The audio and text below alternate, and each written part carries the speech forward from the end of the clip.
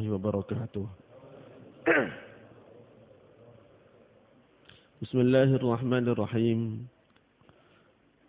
حمدا لمن أرسل خير مرسلي لخير أمة بخير الملل، فأفضل الصلاة والسلام على محمد صفوة الأنام.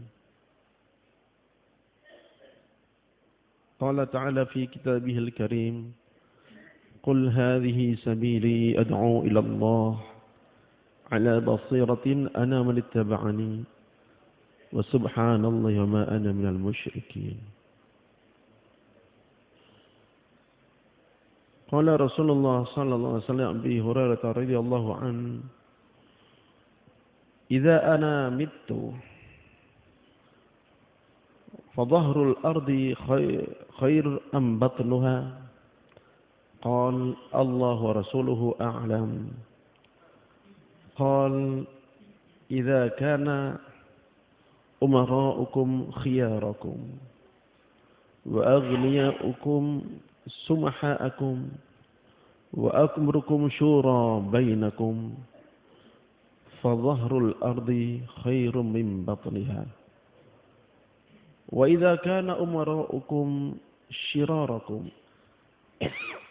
وأغنياؤكم بخلاءكم وأموركم إلى نسائكم فبطن الأرض خير من ظهرها. أو كما قال رسول الله صلى الله عليه وسلم. Allah subhanahu wa ta'ala adalah zat yang awal. Wal awal bila bidayah, wal akhir bila nihayah, wal zahir laisa fawqahu syai', wal batin laisa dunahu syai'. Allah Ta'ala telah ada tanpa ada permulaannya. Tidak bisa digambarkan ada satu masa zaman dahulu tanpa Allah. Allah telah ada sebelum segalanya ada, tanpa ada permulaannya. Wal akhir laisa ba'dahu syai'. Allah Ta'ala maha akhir, tidak ada akhirnya. Wal zahir laisa fawqahu syai'. Allah Ta'ala paling nyata, tidak ada yang lebih nyata daripada Allah Subhanahu wa taala. Wal batin laisa dunahu syai'. Tapi Allah Ta'ala juga paling rahasia. Tidak ada yang lebih rahasia daripada Allah Subhanahu wa taala. Bagaimana Rasulullah sallallahu alaihi wasallam memuji Allah Subhanahu wa taala. Allahumma anta ahaqqu man ubid wa ahaqqu man dzukir wa ansaru man ibtughiya wa ar'afu man malak wa ajwad man su'il wa awsa'u man a'ta. Antal maliku la syarika lak wal fardu la nidda lak kullu syai'in halikun illa wajhak. Aqrabu syahid wa adna hafidh hulta duna nufus wa akhadta bin nawasi wa katabta al-athar wa nasakhta al-ajal. Al-qulubu kalaka mufdiyah was-sirru 'indaka 'alaniyah. Al-khalqu khalquk wal 'abdu 'abduk ad-dinu ma syara'ta al-halalu ma ahlalta wal haramu ma harramta wal amru ma qadaita. As'aluka bi kulli haqqin huwa lak wa bi haqqis sa'ilina 'alaik an taqbalani hadhihi al-ghadah wa an tujirani minan nari bi qudratik. Atau kama qala Rasulullah sallallahu alaihi wasallam. Tiap pagi Rasulullah sallallahu alaihi wasallam berdoa kurang lebih seperti ini.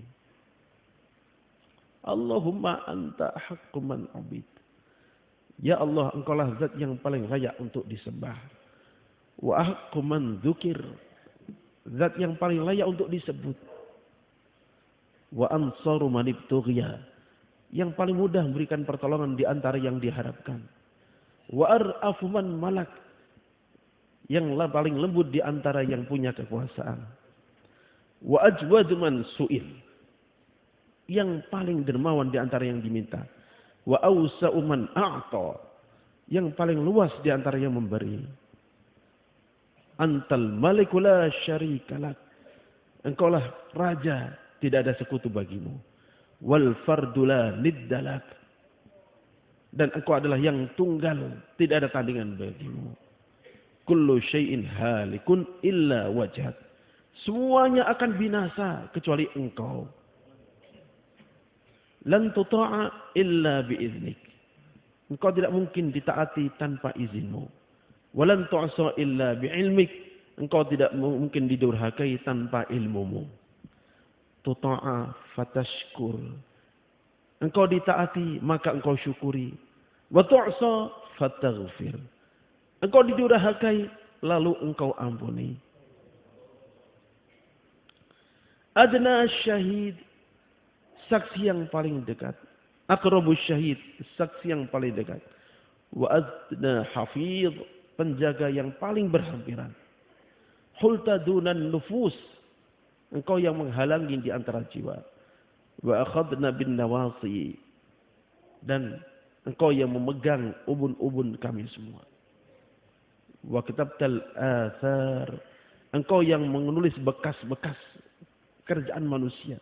Wa nasakhtal ajal, yang menyalin ajal-ajal kita.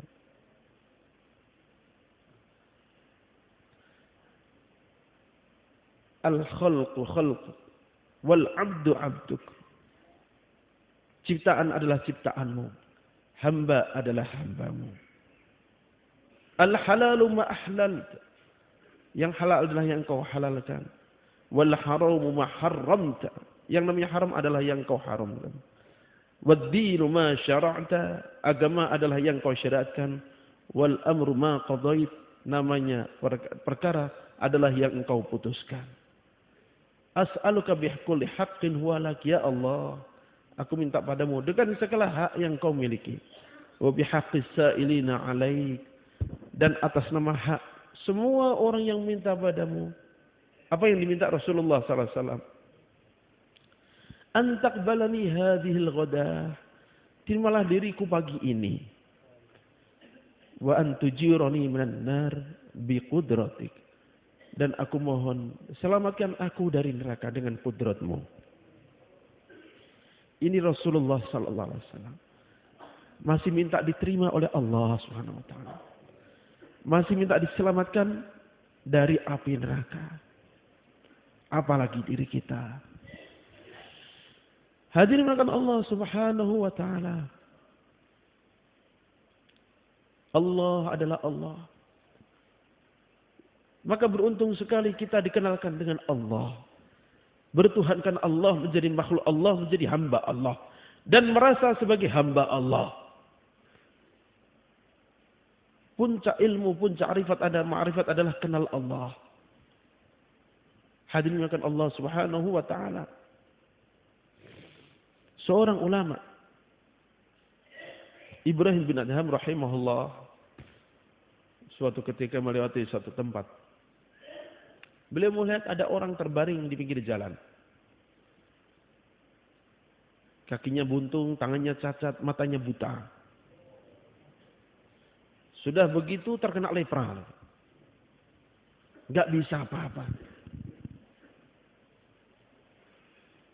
Orang lewat memasukkan suap makanan ke mulutnya. Alhamdulillah ya Allah, atas nikmat besar ini ya Allah. Lewat lagi kasih makanan lagi. Ya Alhamdulillah ya Allah, atas nikmat besar ini ya Allah. Maka Syekh Ibrahim merasa heran. Nikmat besar apa ini? Mata buta, badan lepra, kaki buntung, tangan cacat. Rumah nggak punya, istri nggak ada. Kemana-mana nggak bisa. Maka beliau pun mendekat. Assalamualaikum. Waalaikumsalam ya Ibrahim. Kaget beliau. Ta'rifuni? Kamu kenal saya? Ma jahiltu syai'an mundu araftullah. Sejak saya kenal Allah, nggak ada yang saya nggak tahu. Saya hanya ingin tanya. Dari tadi aku mendengar engkau memuji Allah, nikmat besar, nikmat besar. Nikmat besar apa? Dua nikmat besar yang Allah berikan padaku. Qalbun syakir, lisanun dzakir. Hati selalu bersyukur, lisan selalu berzikir. Apa ada nikmat yang lebih besar daripada ini? Dan ini Allah berikan padaku. Hadirin yang muliakan Allah Subhanahu wa taala. Maka nikmat ingat Allah, menyebut Allah. Nikmat tatkala disebut nama Allah. Ini pun tidak diberikan pada semua orang. Wa idza dzikrallahu wahdahu shma'azzat qulubul ladzina la yu'minuna bil akhirah.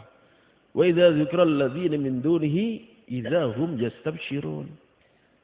Tatkala disebut nama Allah Ta'ala saja, maka orang yang hatinya tidak beriman pada akhirat menjadi mengkerut, menjadi terasa sempit, terasa tidak nikmat. Kenapa Allah lagi, Allah lagi? Wa idza dzikral ladzina min dunihi, dan tatkala yang disebut ada selain Allah, idza hum yastabshirun, maka mereka pun menjadi gembira. Hadirin Allah Subhanahu wa taala. Bagaimana sahabat Abu Hurairah radhiyallahu an? Beliau punya tasbih 12.000 panjangnya. Ditanya, wahai Abu Hurairah, ini tasbih panjang sekali. Berapa ini isinya? 12.000 simpul. Banyak banget. Untuk apa ini? Saya nggak akan tidur kalau belum beristighfar sebanyak ini. Ya Allah, banyak sekali. Saya tahu dosa saya lebih banyak dari ini sebenarnya. Tapi saya mampunya hanya segini. Semoga yang lainnya Allah Ta'ala ampuni. Itu Abu Hurairah radhiyallahu anhu. Maka tepatlah para tabi'in mengatakan, kami ketemu 30 orang sahabat. Semuanya khawatir saya ini munafik. Semuanya khawatir saya ini munafik. Belum diterima oleh Allah Subhanahu wa taala. Maka selama kita masih hidup, sebelum kaki masuk dalam surga, belum ada yang aman. Belum ada yang aman. Sehingga Ibnu Mas'ud radhiyallahu mengatakan, "Man kana minkum mulsannan falyastanna biman qad mat, fa innal hayya la tu'manu 'alaihi al-fitnah." Barang siapa ingin menjadikan satu orang sebagai teladan, sebagai panutan, ambil yang sudah mati saja. Sebab yang masih hidup masih belum aman dari fitnah. Termasuk kita masih hidup, belum ada jaminan. Gak ada jaminan. Semuanya masih dalam kekhawatiran. Bagaimana Imam Ahmad bin Hanbal rahimahullah hafal 1 juta hadis. Sudah hampir meninggal dunia. Masih diganggu oleh setan. Saya beliau katakan belum. Dan kalau beliau sadar tanya, kenapa engkau ucapkan belum tadi? Setan datang padaku. Dia ngomong, wahai Ahmad, enak kamu sudah bebas dari gangguan kami. Saya paham itu pun tipuan dia. Nanti saya merasa aman, dia masuk.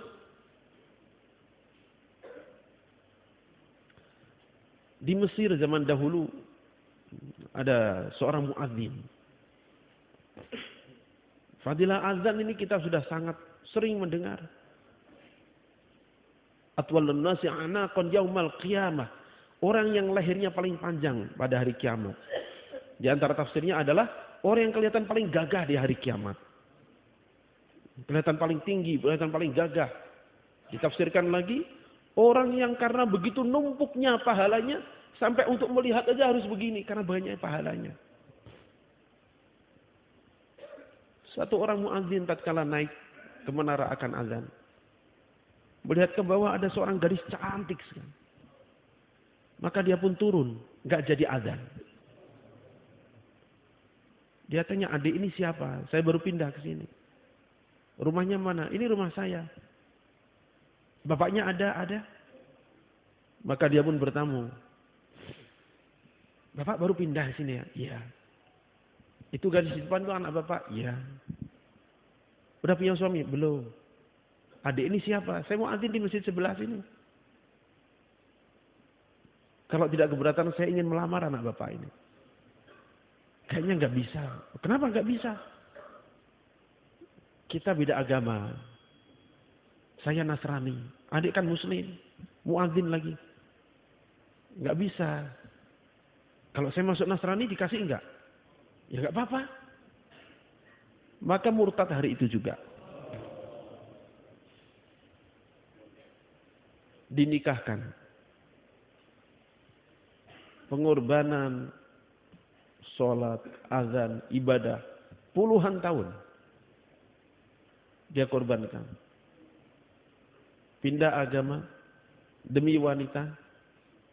Maka setelah nikah. Setelah akad. Hujan lebat.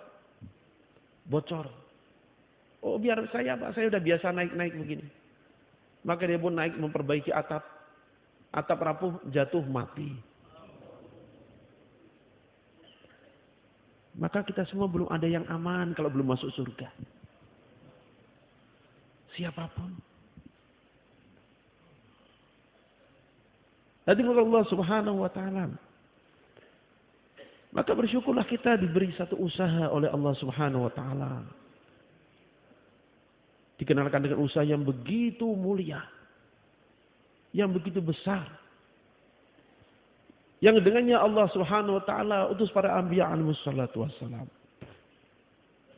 Hanya saja memang Allah Ta'ala telah sampaikan dalam Al-Quranul Karim.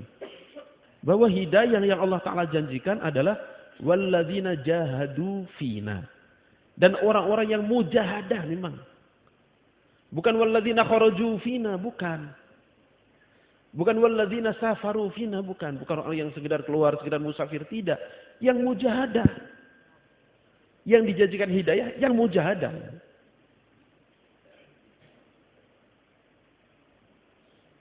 Dan sebenarnya di balik mujahadah ada kenikmatan sebenarnya. Cuman Allah sembunyikan. Sehingga godaan kita paling berat. Godaan umat Rasulullah sallallahu alaihi wasallam. Rasulullah sallallahu alaihi wasallam sampaikan likulli fitnatin ummah wal fitnatu ummati al-mal. Setiap umat ada fitnahnya dan fitnah umatku adalah harta. Dalam riwayat lain ma taraktu fitnatan asyadda 'ala rijal minan nisa. Setelah aku tinggalkan fitnah yang lebih berat bagi laki-laki, lebih berat daripada wanita. Maka dua itu fitnahnya sebenarnya. Dua itu ujiannya. Fitnah harta, fitnah dunia, fitnah benda, dan fitnah wanita. Sedangkan Allah Subhanahu wa taala telah jelaskan dalam Al-Qur'anul Karim. Inna ja'alna ma 'alal ardi zinatan laha linabluwahum ayyuhum ahsanu amala. Sungguhnya kami telah jadikan semua yang di muka bumi ini zinatan laha sebagai perhiasan baginya. Zinah kalau bahasa sekarang kurang lebih maknanya aksesoris. Aksesoris baginya. Untuk apa? Linabluwahum ayyuhum ahsanu amala. Untuk menguji siapa yang paling bagus amalnya. Maka orang yang memahami maksud akan bisa membedakan mana maksud, mana aksesoris. Orang beli mobil, ada maksudnya, ada aksesorisnya. Maka orang-orang yang kurang paham, dia akan sibuk dengan aksesoris. Dengan hiasan-hiasan, dengan tempelan-tempelan. Nggak peduli mesinnya jalan apa enggak, lancar apa enggak. Yang penting aksesorisnya menarik. Tapi orang yang cerdas akan berpikir maksudnya. Ntar dulu ini mah lancar enggak mesinnya ini. Kalau dipakai lah kuat enggak ini? Bocor enggak? Aksesoris belakangan saja. Tapi memang Allah Ta'ala jadikan dunia ini menarik. Hulwatun khadirah. Hijau, manis. Wa inna Allah mustakhlifukum fiha. Allah Ta'ala serahkan ini pada kalian. Liyanzura kaifa ta'malun. Untuk melihat bagaimana kalian beramal. Fattaqud dunya wattaqun nisa. Maka takutlah untuk urusan dunia dan takutlah untuk urusan wanita. Fa inna fitnata bani Israil, fa inna awwala fitnati bani Israil kana fin nisa, atau kama qala Rasulullah sallallahu alaihi wasallam. Sebab awal-awal fitnah Bani Israel itu urusan wanita.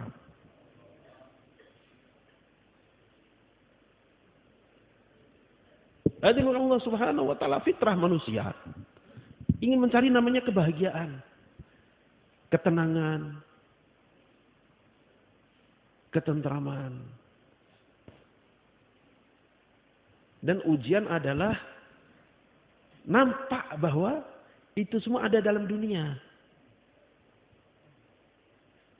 Sedangkan Allah Subhanahu wa taala ceritakan dalam Al-Qur'anul Karim bahwa orang-orang kafir, orang yang tidak beriman pada Allah, usaha mereka, kerja mereka adalah a'maluhum kasarabin.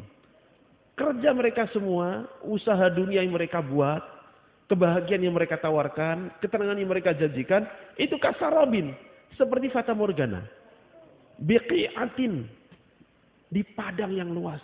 Yahsabuhu dham'anu ma'a. Orang yang haus mengira itu adalah air. Maulana Umar rahimahullah menyampaikan bahwa tamsil yang Allah Ta'ala berikan nggak mungkin tidak sempurna. Pasti sempurna. Nggak mungkin keliru. Pasti tepat. Kita lihat namanya fata morgana. Fata morgana ada nggak yang berada dekat kita? Nggak ada. Pasti jauh. Jauh kelihatan menyenangkan, kelihatan segar, kelihatan air. Itu namanya fata morgana. Hatta idza ja'ahu, nah, orang haus menganggap ini air. Tatkala sudah didatangi, lam yajidu syai'an, enggak ada apa-apanya. Maka kenikmatan yang akan dikejar dengan dunia pun seperti itu. Maknanya apa? Benda, barang, apapun akan dianggap mendatangkan kenikmatan tatkala masih jauh. Tatkala belum menjadi miliknya. Maka dihayalkan. Wah, nanti kalau punya ini kayaknya nikmat. Kalau udah bisa beli ini, saya akan puas, gak akan yang lain lagi. Tatkala belum dimiliki. Orang biasa jalan kaki misalnya. Kemana-mana jalan kaki karena nggak punya kendaraan. Menghayal. Kayaknya saya punya motor walaupun second, walaupun udah tua. Kayaknya hati puas, kayaknya tuh enak kayaknya. Nggak akan bikin yang lain, cukuplah motor. Walaupun motor tua. Begitu terkumpul uang akan membeli berdebar-debar. Membayangkan kenikmatan. Hari pertama, bener nikmat. Istrinya dibawa, anaknya dibawa. Sehari, 2 hari, sebulan, 2 bulan, mogok. Nah, motor kalau tua gini ternyata ya.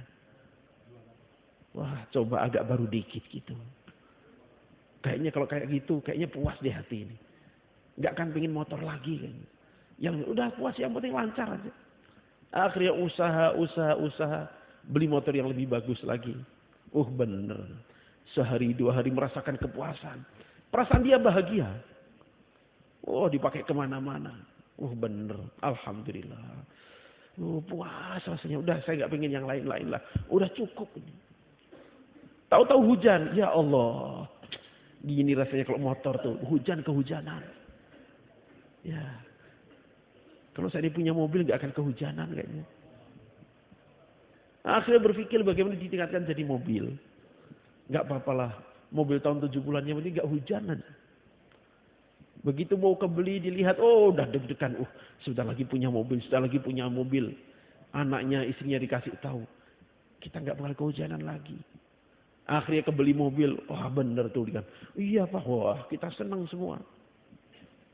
Nggak taunya pas hujan bocor. Ya gini kalau mobil tua. Hujan bocor lagi. Akhirnya berpikir, kapan ya bisa membeli mobil yang nggak bocor? Maka dinaikkan lagi, berpikir beli mobil yang tidak bocor aja. Akhirnya dia cari. Begitu kasih tahu istrinya, wah ya bener, udahlah. Udah ini terakhir, gak usah ganti-ganti lagi, yang penting nggak bocor. Iya bener. Kita udah puas lah dengan dunia ini, udah seneng. Iya. Akhirnya dibeli, bener nggak bocor. Udah pas hujan itu, alhamdulillah nggak bocor. Kenapa jadi berembun ini? Wah, jadi berembun ya. Wah, harus capek ngelapin. Tanya orang, kenapa kok berembun?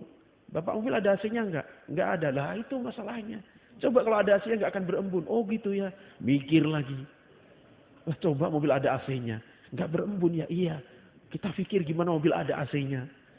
Akhirnya mikir lagi gimana mobil ada AC. Itu dirugikan enggak ada habisnya. Kenapa? Kasarobin seperti fata morgana. Terbayang kenikmatan kalau belum dimiliki. Setelah dimiliki lama-lama bosan. Kalau itu yang dijadikan target. Tapi kalau tumpuannya akhirat, tumpuannya amal, maka apapun berapapun disyukuri. Terasa nikmatnya tatkala disyukuri. Makanya termasuk janji setan, laknatullah alaih, iblis laknatullah alaih. Tatkala diusir dari surga, "Tsumma la'atiyannahum min baini aydihim wa min khalfihim wa an aymanihim wa an syama'ilihim." Ujungnya apa? "Fala tajidu aktsarahum syakirin." Aku akan serang dari depan, dari belakang, dari kanan, dari kiri, sehingga kebanyakan engkau dapati enggak bersyukur. Susah bersyukur akhirnya. Itu tipu daya setan. Suruh sibuk lihat kanan kiri, akhirnya susah bersyukur pada Allah Subhanahu wa taala. Maka orang mengejar kesenangan dengan dunia tidak akan ada ujungnya, tidak akan ada ujungnya. Hanya lamunan kalau dia bayangkan di situ kesenangan. Tidak akan berujung. Terus pengen lihat aja orang yang dikasih kepuasan, dikasih kekayaan. Terus. Ada satu orang pengusaha. Iseng-iseng saya tanya, "Pak Haji ini, kalau seandainya uang yang disimpan, uang dingin nih, itu yang ada dipakai hidup. Sampai dikasih umur misalnya 70 tahun, kira-kira cukup enggak?" "Pak Haji umur berapa sekarang?" "Saya 53. Berarti 17 tahun lagi kira-kira. Saya ini umurnya 70. "Iya." "Kira-kira cukup enggak uang yang disimpan ini?" "Bukan cukup lagi, Ustaz. Lebih-lebih pakai foya-foya juga gak habis." Lah terus ini kerja siang malam capek ini untuk apa? Siapa yang menikmati nanti? "Ya namanya juga cinta dunia."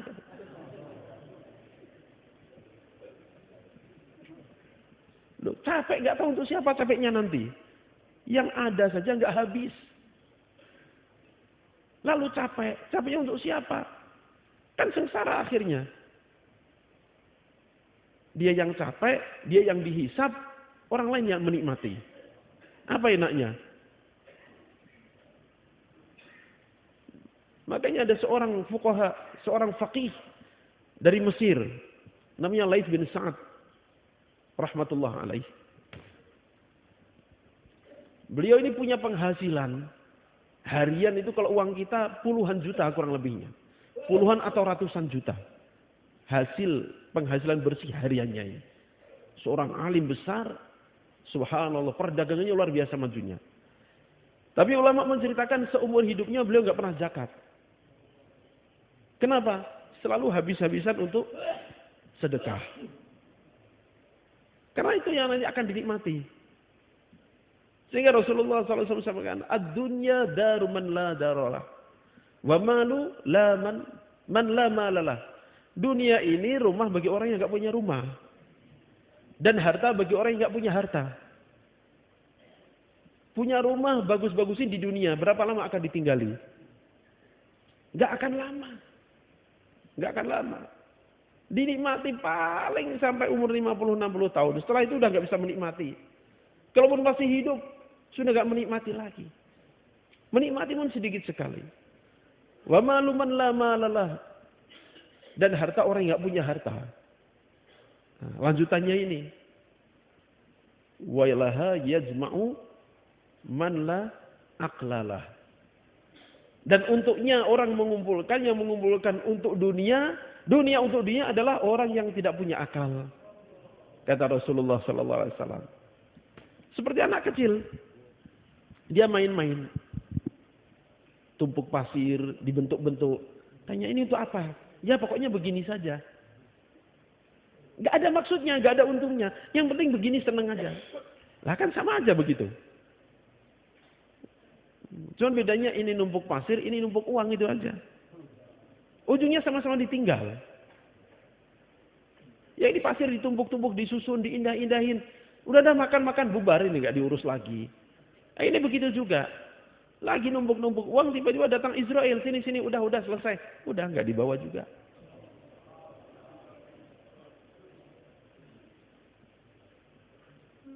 Makanya ada satu orang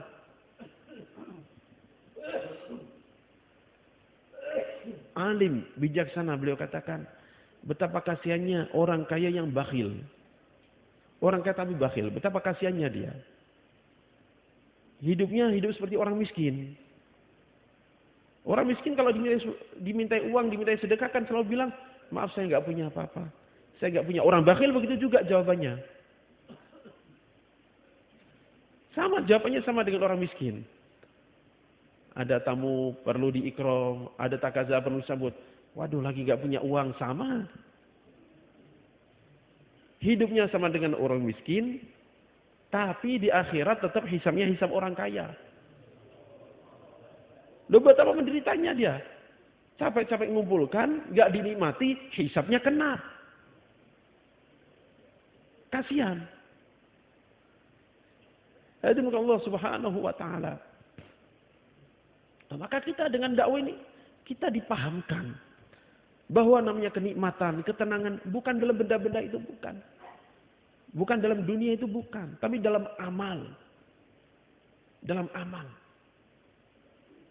Dalam amal yang begini mulia. Amal yang kita sama sekali tidak punya hak untuk di dalamnya.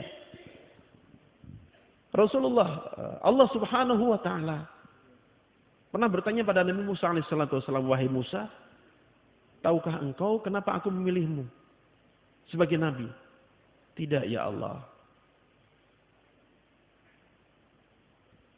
Pernah tatkala kau mengembala kambing, ada seekor kambingmu lepas, lari, akhirnya kamu kejar.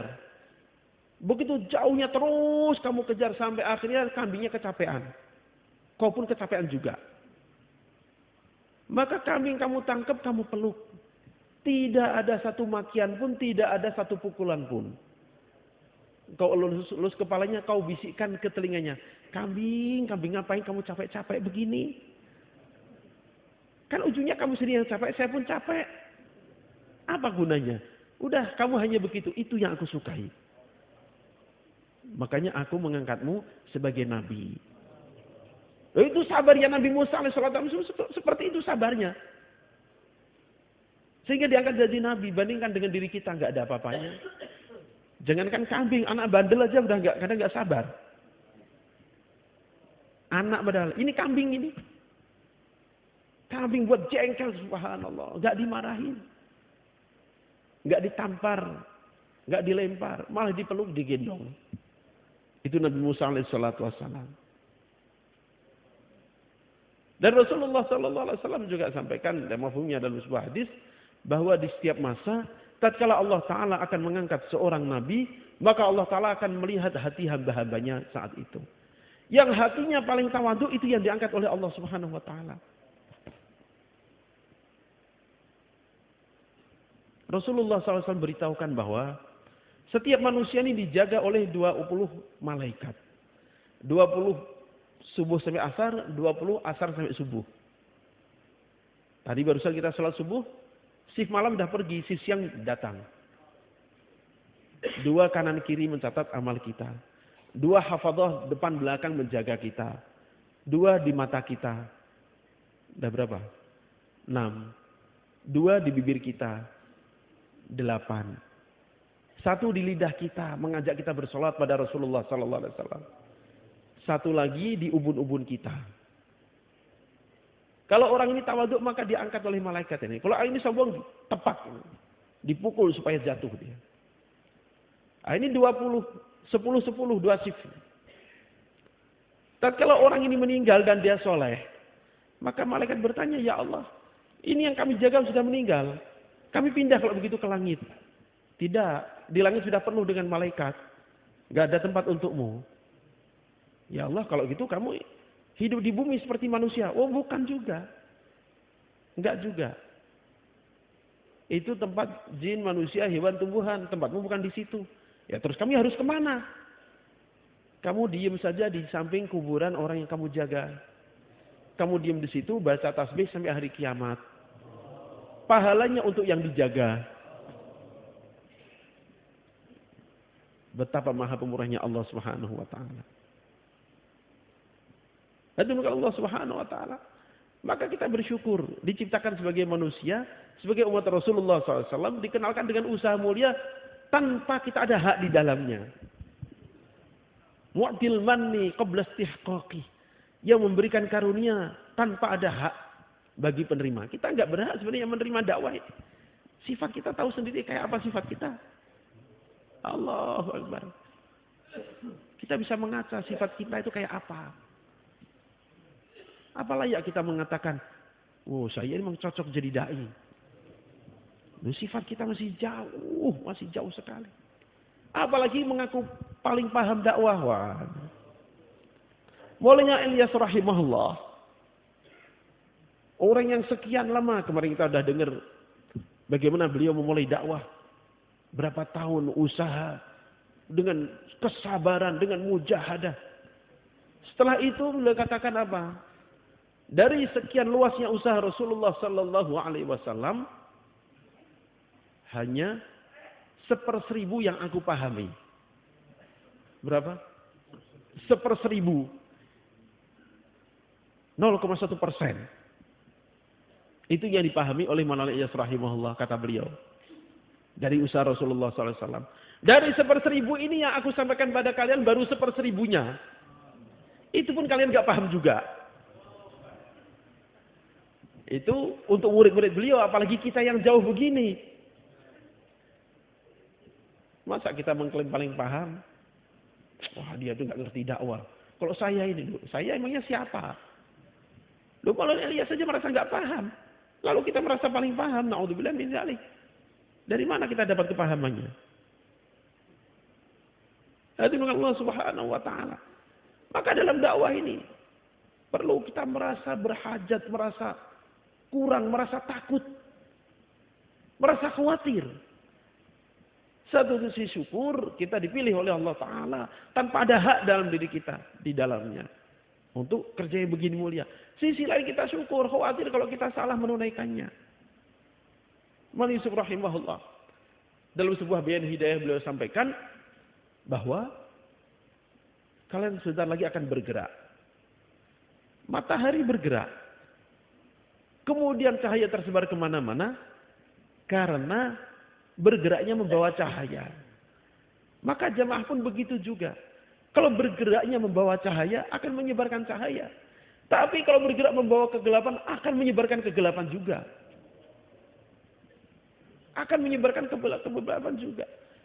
Beliau lanjutkan, sementara manusia ini bahaya kegelapan. Air gelap, tanah gelap.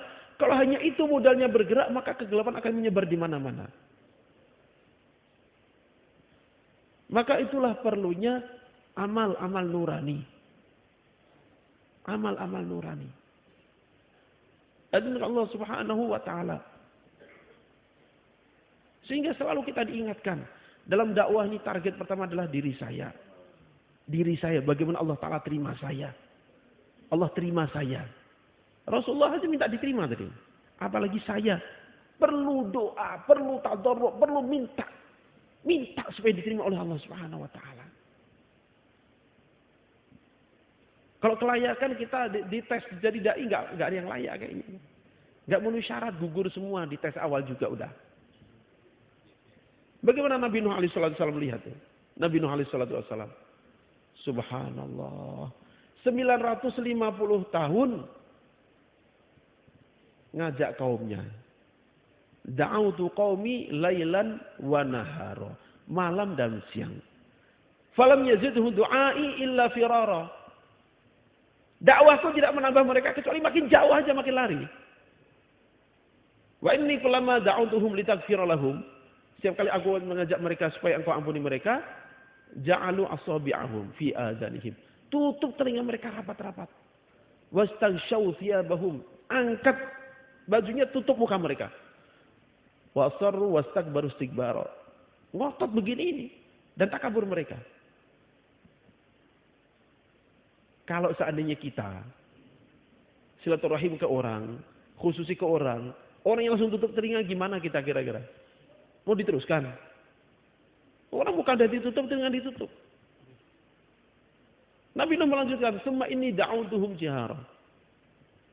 Kemudian aku dakwah pada mereka dengan suara keras, dengan suara lantang, diteriakkan itu. Barangkali masih bisa masuk dakwahnya. Summa inni a'lantu lahum wa asrartu lahum israra. Dengan terang-terangan dan kadang saya bisikkan barangkali masih ada yang masuk. Itu sabarnya seperti itu. Sabarnya seperti itu. Ini Allah Ta'ala ceritakan untuk menguji kita juga sebenarnya. Jangan sampai kita tertipu dengan hasil. Nabi Nuh alaihissalam diberi waktu dakwah 950 tahun. Sering kita sampaikan, sering kita dengar. 83 orang. Lalu kita misalnya usaha berapa tahun Allah kasih taskilan sekian puluh orang, sekian ratus orang. Terbersit sedikit saja. Perasaan lebih berhasil daripada Nabi Nuh alaihissalam. Gagal sudah. Sudah gagal gitu. Tertipu kita. Rasulullah sallallahu alaihi wasallam sampaikan dalam hadis, "Uridat 'alayyal umam." Dinampakkan umat-umat di hadapanku yang akan masuk surga nanti. Fara'aitun nabi ma'hu rahad, fara'aitun nabi wa ma'hu asyrah, fara'aitun nabi wa ma'hu isnain, fara'aitun nabi wa ma'hu wahid, fara'aitun nabi wa laysa ma'hu ahad. Aku melihat masuk surga satu orang nabi bersama sekelompok orang. Ada lagi masuk surga beserta kurang lebih 10-an orang. Nabi masuk surga hanya membawa 2 orang. Ada Nabi masuk surga hanya membawa umatnya 1 orang.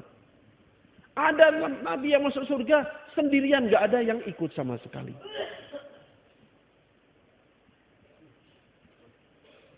Maka memang kita mengejar, mencari, mengusahakan, mengajak. Tatkala Allah Ta'ala kasih hasil, itu pun ujian juga. Apakah kita terus merasa bangga? Merasa sudah berhasil? Hadirin Allah Subhanahu wa Ta'ala. Tadi Rasulullah SAW ceritakan beberapa orang Nabi, Allah Akbar, masuk sendirian, masuk cuma 1 orang. Sedangkan seluruh Anbiya alaihi salatu wassalam itu sudah diterima semuanya oleh Allah Subhanahu wa Ta'ala. Sementara kita belum ada jaminan untuk diterima Allah Subhanahu wa Ta'ala. Maka karena begitu tingginya usaha dakwah ini, perlunya kita lagi dan lagi minta bimbingan, minta arahan, bertanya.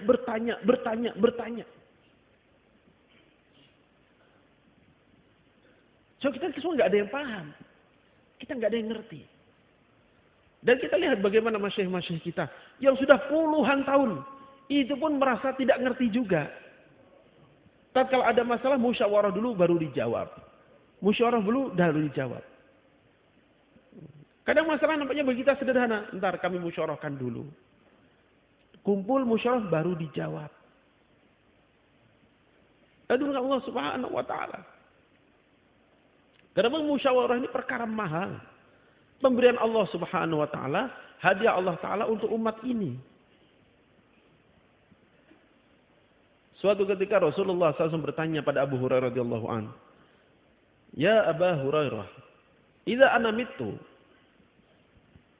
fa dhahrul ardi khairum am batnuha?" Wahai Abu Hurairah, kalau aku sudah mati nanti, muka bumi lebih baik ataukah bagian dalamnya? Allah wa Rasuluhu alam. Allah dan Rasulnya lebih tahu. Maka Rasulullah SAW menjawab, "Idza kana umara'ukum khiyarakum." Kalau amir-amir kalian adalah manusia-manusia terbaik kalian. Wa aghniyaukum sumahaakum. Dan orang-orang kalian adalah orang-orang yang dermawan dan bijak. Samih, menurut ulama, tidak hanya dermawan dan bijak. Wa amrukum syura bainakum. Dan wa umurukum syura bainakum. Dan semua urusan kalian selalu dimusyawarahkan. Fadhahrul ardi khairum min batriha. Maka hidup di muka bumi lebih baik daripada mati. Tapi wa idza kana umara'ukum syirarakum. Kalau amir-amir kalian, pimpinan kalian adalah penjahat-penjahat kalian. Wa aghniyaukum bukhala'akum. Para hartawan adalah orang-orang bakhil kalian. Wa umurukum ila nisaikum. Dan urusan-urusan kalian disadarkan pada para wanita, ya sudah. Fabatlul ardi khairum min zahriha. Maka lebih baik mati daripada hidup. Masuk ke dalam tanah lebih baik daripada hidup di atas tanah. Atau kama qala Rasulullah sallallahu alaihi wasallam. Hadirin Allah Subhanahu wa taala.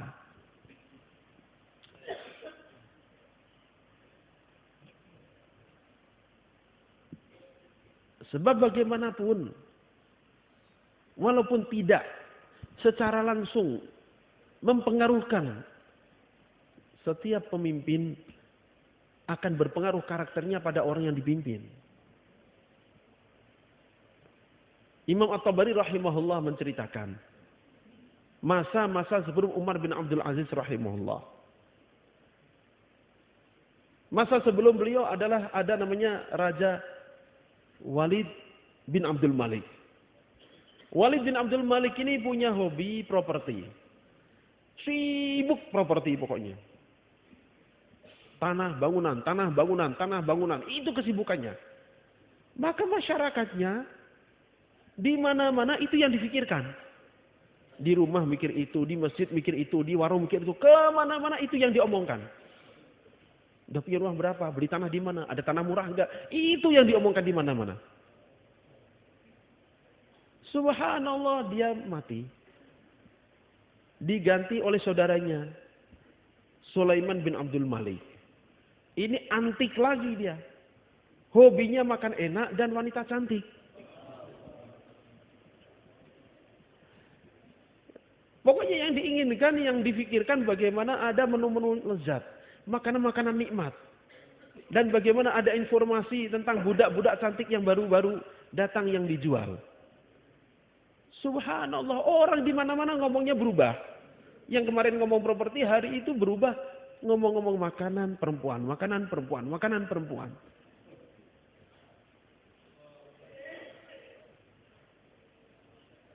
Meninggal dunia, ganti Umar bin Abdul Aziz rahimahullah. Di tempat yang sama, waktu yang kurang lebih sama, masyarakat langsung berubah lagi. Orang yang berkawan kemarin ketemu itu, tanya tentang perempuan cantik, tanya tentang makanan, nggak tanya itu lagi. Semalam khatam Quran nggak? Minggu ini udah berapa kali khatam? Bulan ini puasa dapat berapa hari? Itu jadi omongan sehari-hari. Jadi omongan di warung, jadi omongan di masjid. Di rumah orang tuh sibuk di situ. Padahal orangnya sama, tempatnya sama, waktunya kurang lebih sama. Beda yang mimpin, beda hasil di masyarakat.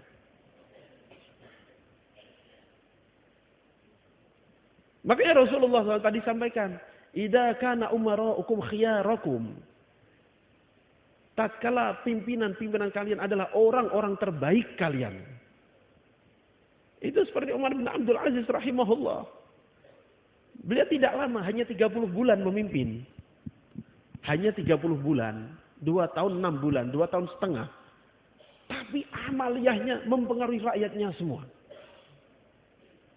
Keadilan beliau, ketakwaan beliau, ketakutan pada Allah, keriduan pada kampung akhirat. Subhanallah. Sampai semasa beliau memimpin, itu jangankan mikirkan wanita yang dibeli tadi. Istri beliau saja nggak pernah digaulin. Nggak pernah mandi junub karena menggauli istri. Selama 30 bulan. Berapa? 30 bulan. Kuat ternyata. Masa 4 bulan nggak kuat?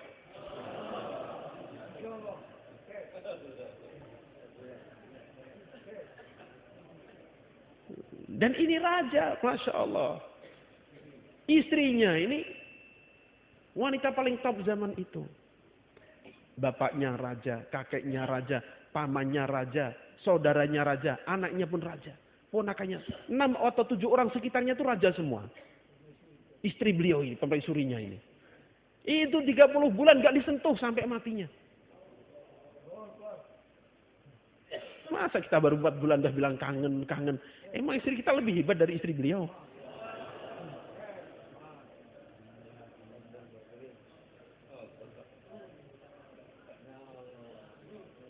Dan Allah berikan hasil. Apa hasilnya? Subhanallah. Masyarakat berubah. Masyarakat berubah. Cinta kasih sayang. Jangankan manusia. Serigala dan domba bisa minum bersamaan. Minum bersamaan. Di satu telaga yang sama. Nggak ada yang diterkam. Nggak ada. Nggak ada. Ini padahal sudah fitrah. Fitrahnya serigala lihat domba diterkam gitu. Ini fitrah. Karena kuatnya amal pimpinan sampai fitrah itu pun berubah. Sifat menerkam hilang. Jadi bersahabat.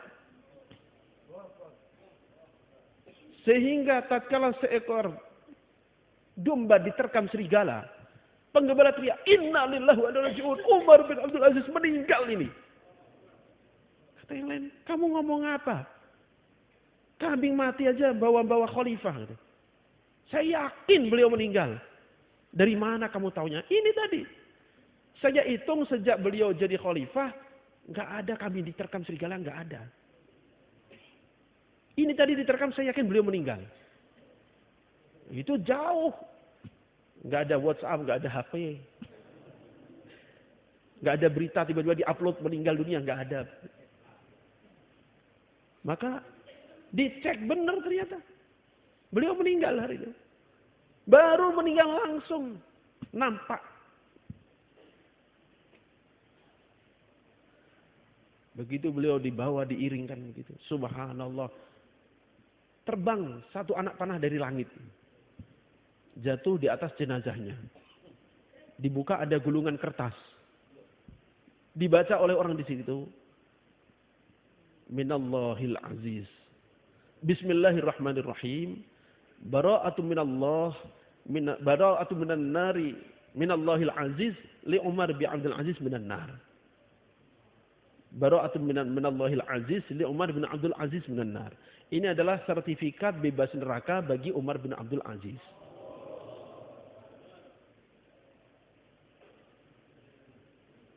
Masih muda.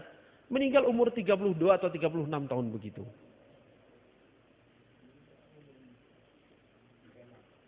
Umur tidak panjang, tapi melakukan amal terbaik. Liyabluwakum ayyukum ahsanu amala itu. Yang amalnya terbaik. Maka amal terbaik ini subhanallah terbuka untuk semuanya. Semuanya bisa, nggak harus yang tua, nggak harus yang umurnya panjang, nggak harus yang uangnya banyak, nggak harus yang badannya kekar, nggak. Semuanya punya kesempatan sama. Sayyidah Fatimah radhiyallahu anha meninggal umurnya lebih muda lagi, baru 24 tahun. Wafat umur 24 tahun. Sebelum beliau meninggal, beliau tanya pada orang samping kiri kanan beliau, "Asma, saya kalau mati nanti, terus tubuh saya dikeluarkan. Lalu kelihatan bentuk tubuh saya, walaupun dibalik kain, gimana rasa malu saya itu? Ketahuan oleh laki-laki kalau saya ini kurus misalnya, langsing misalnya, gemuk misalnya. Malu saya rasanya." Itu kematian jenazah yang sudah tidak mukallaf pun dipikirkan. Bagaimana caranya itu supaya tidak kelihatan itu? Maka kata Siti Asma radhiyallahu anha, waktu kami hijrah ke Ethiopia, di sana keranda itu beda.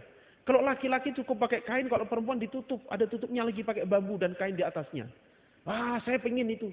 Buatkan nanti." Maka beliau orang pertama dalam Islam yang kerandanya pakai tutup. Tutup yang melengkung begitu. Karena rasa malunya yang luar biasa. Malam itu sebelum meninggal, beliau mandi besar. Lalu beliau minta pada khadimahnya, "Tolong atur tempat tidur ini, hadapkan ke kiblat. Nyampaknya saya akan mati malam ini. Nanti kalau suamiku datang dan saya sudah mati, kasih tahu saya sudah mandi, nggak perlu dimandikan lagi. Saya sudah mandi barusan, persiapan mati. Nggak usah dimandikan lagi. Ini kafannya, ini wewangiannya sudah saya siapkan di sini. Tinggal urus jenazah saya, nggak usah diiklan-iklankan, langsung kuburkan secepatnya ya." Maka beliau baring, wafat. Sayyidina Ali radhiyallahu datang, dikasih tahu, udah langsung gali kubur malam itu juga, dimakamkan malam itu juga. Umur baru 24 tahun. Kalau hitungan sholat, hitungan misalnya zakat begitu, Baru sempat berapa kali, sholat baru sempat berapa puluh tahun. Tapi yang terbaik yang beliau kerjakan. Sehingga di hari akhirat nanti di mahsyar, tatkala laki-laki orang manusia berjubel-jubel, tiba-tiba ada pengumuman. Wahai penghuni mahsyar, tundukkan mata kalian. Fatimah putri Rasulullah akan lewat. Oh, ini di mahsyar, masih dihargai oleh Allah Ta'ala rasa malunya ini. Hadiah dari Allah Ta'ala. Wa aghniyaukum sumahaakum. Yang kedua, apabila orang-orang kaya kalian adalah orang-orang yang dermawan dan bijak. Dermawan dan bijak. Itu bukan Allah Subhanahu wa taala. Nabi Allah Daud alaihissalatu wassalam, seorang nabi yang oleh Nabi Adam alaihissalatu wassalam pun sudah diincar sejak di alam arwah ini.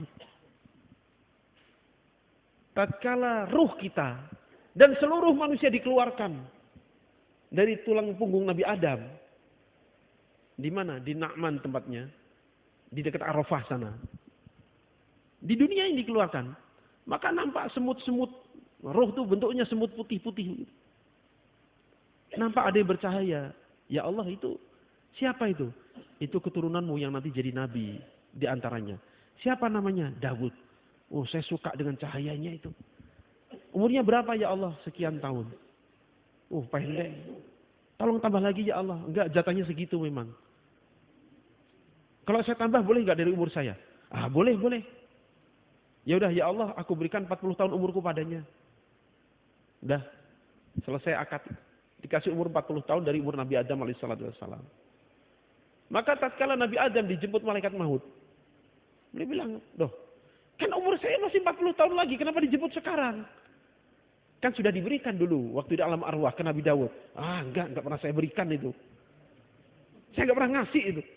Maka Rasulullah beritahukan sallallahu alaihi wasallam, Nabi Adam lupa, maka anak turunnya pun jadi pelupa juga. Nabi Adam alaihissalam membantah waktu itu, maka anak turunnya pun ahli bantah juga. Nah itu Nabi Daud seperti itu cahayanya. Subhanallah, beliau ini orang yang begitu pengen meningkatkan takwa derajatnya di sisi Allah Subhanahu wa taala. Maka setiap malam beliau menyamar tanya pada orang lewat. Raja kamu ini gimana? Baik gak? Baik. Oh, dipuji. Semuanya isinya pujian. Nah, Allah Ta'ala melihat kesungguhan Nabi Daud ini untuk memperbaiki diri. Beliau mencari ada orang yang ngasih masukan. Akhirnya Allah Ta'ala hadirkan malaikat. Dalam bentuk seorang laki-laki.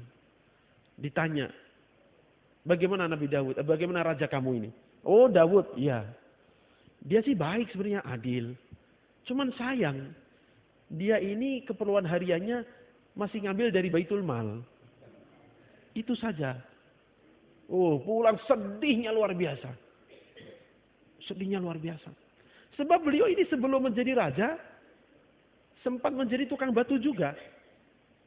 Nabi padahal. Nabi jadi tukang batu juga. Beliau menjadi raja, sibuk, kemudian digaji dari Baitul Mal.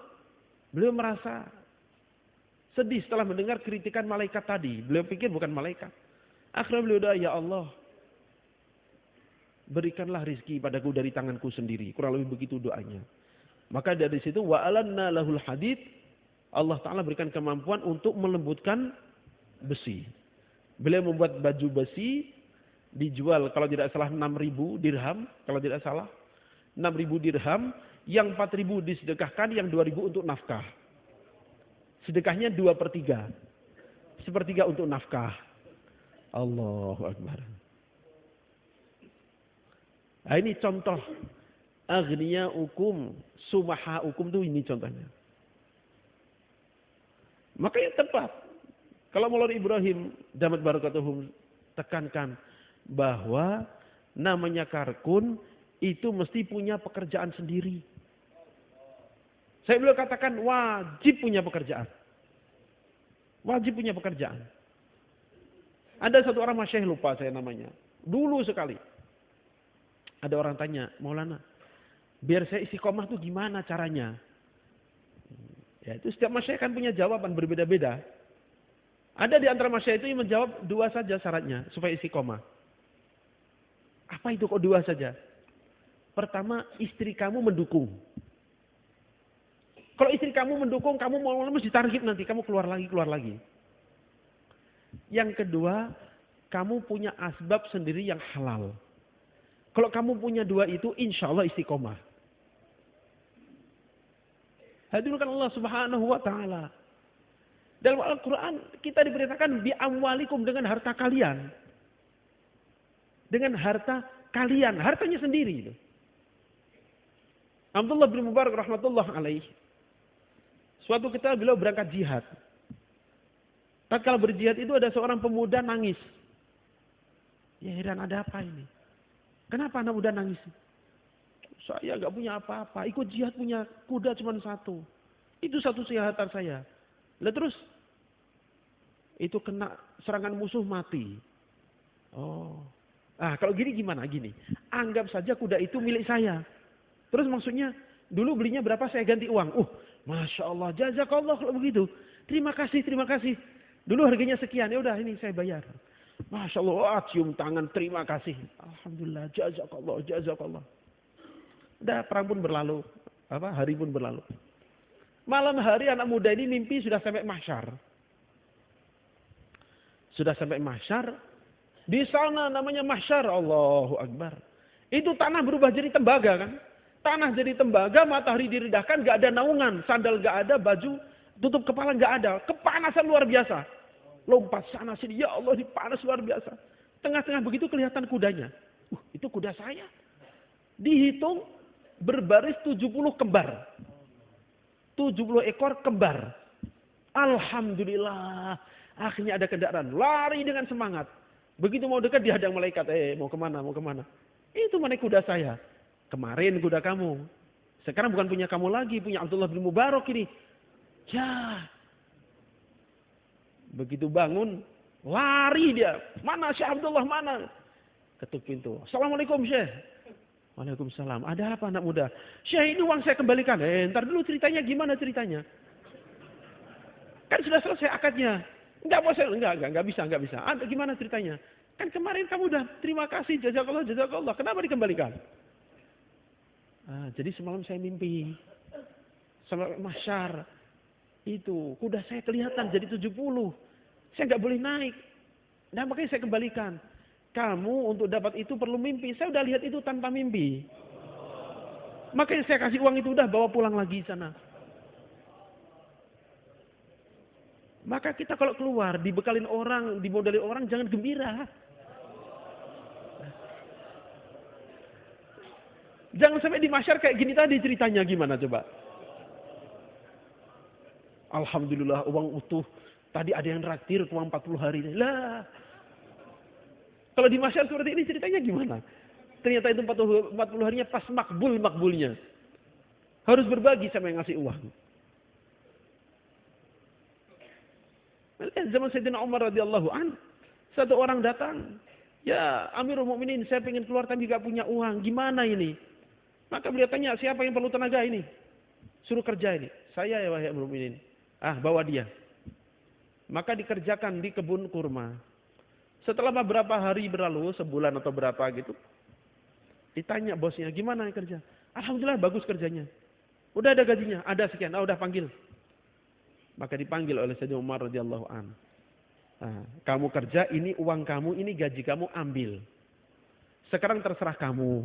Mau dipakai keluar silahkan, mau dibawa pulang silahkan. Beliau tidak mengatakan, awas ya, kemarin dapat kerja tuh karena mau keluar loh. Enggak dipakai keluar, kualat. Enggak ada begitu. Silahkan, ini uang kamu. Mau dipakai keluar silahkan, bawa pulang pun silahkan, itu hak kamu. Itu bukan Allah Subhanahu wa Ta'ala. Maka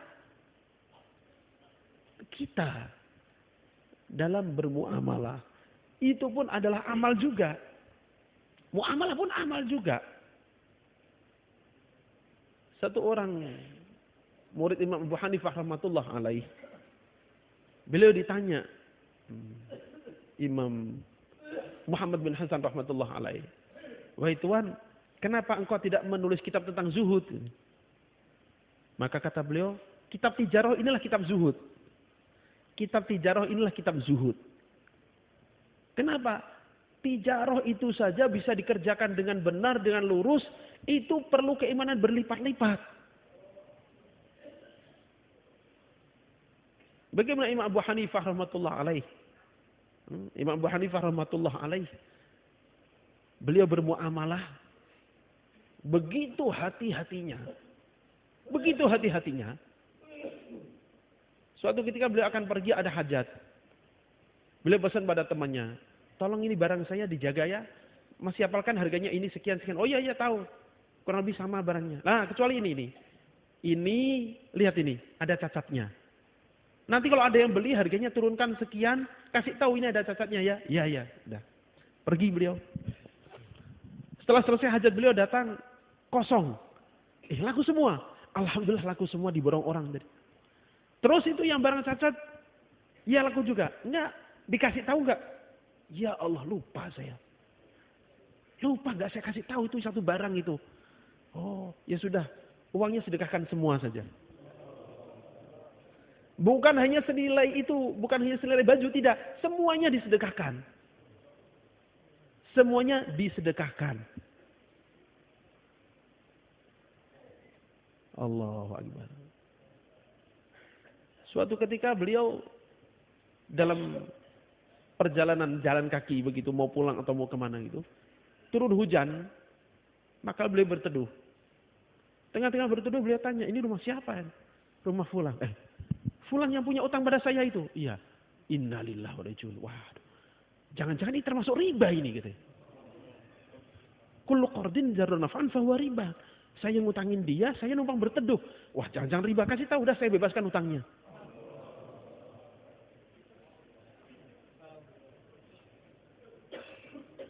Nah ini orang nampaknya usaha-usaha dunia tapi jadi akhirat ini. Nampaknya kerja, nampaknya berdagang, tapi dagangnya jadi akhirat semua. Sebab untuk bisa seperti ini perlu iman berlapis-lapis. Cerita dunia hina, itu terasa hina kan kalau di masjid begini kan. Nggak ada uangnya. Wujud uangnya tuh nggak ada, proyek nggak ada, tender nggak ada, untung nggak ada, margin nggak ada semua. Hanya cerita. Begitu di luar, ngadepin kertas, belum tentu. Waktu itulah iman kita diuji. Maka Ibnu Umar radhiyallahu anhu tatkala berjumpa dengan penggembala kambing itu, cerita masyhur, beliau minta susunya. Karena zaman itu susu kambing itu barang yang biasa diberikan seperti orang punya sumur, airnya tumpah-tumpah, siapa aja boleh ngambil begitu. Bukan sesuatu yang hina minta susu kambing itu. Maka diperas. Mau minum tawarin, kamu gak minum? Enggak, saya puasa. Panas begini. Di padang pasir kamu puasa? Iya Tuhan. Gak kepanasan? Gak apa-apa kepanasan. Semoga gak kepanasan di padang mahsyar nanti. Oh, maka Ibnu Umar gak terima dengan jawaban ini. Beliau pengen tes. Ini jawabannya asli atau GPS? Apa GPS? Jos palsu. Maka tesnya bukan disuruh mudzakarah, bukan. Coba kamu mudzakarah iman kuat berapa jam? Enggak. Bisa mudzakarah iman, bisa bayangkan iman itu bukan bukti orang itu punya iman kuat, bukan. Bukan. Oh, itu mudzakarahnya hebat, bukan. Itu baru cerita. Baru cerita. Nyatanya tuh di alam nyata nanti.